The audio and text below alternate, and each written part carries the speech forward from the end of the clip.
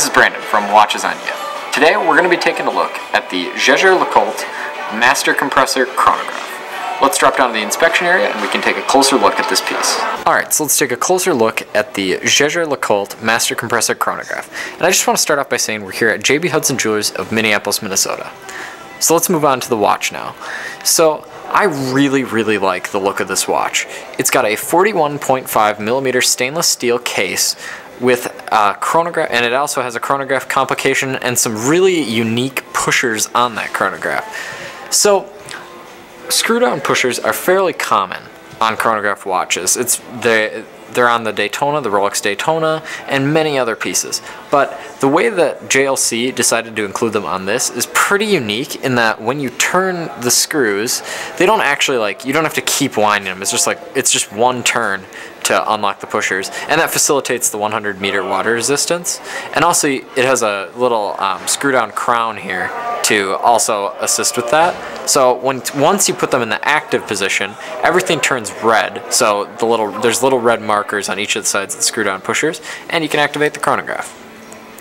And the chronograph itself on this watch is pretty unique because for the hour markers, it's got like a wheel that turns as opposed to a normal hand that would go around the hour subdial on the chronograph. So I think that's a really cool feature. So I'll stop the chronograph now by hitting the top pusher again and reset with the bottom pusher. And then to just put it back in the lockdown position, you can turn all of the pushers such that the red part is no longer showing. And now we're all locked down.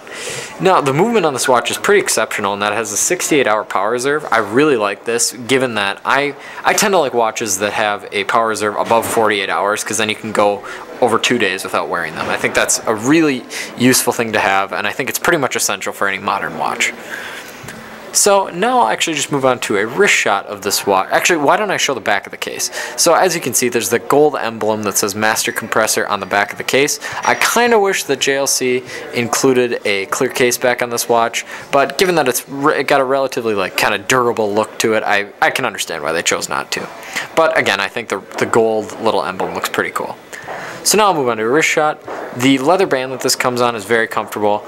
Also, the deployment clasp is fairly easy to use. It's pretty standard. It's not like a IWC one where it's just exceptionally finished, but it doesn't feel cheap at all. It's really sturdily constructed, but again, they might have been able to do some perlage or something that I would have liked to see from a brand like JLC.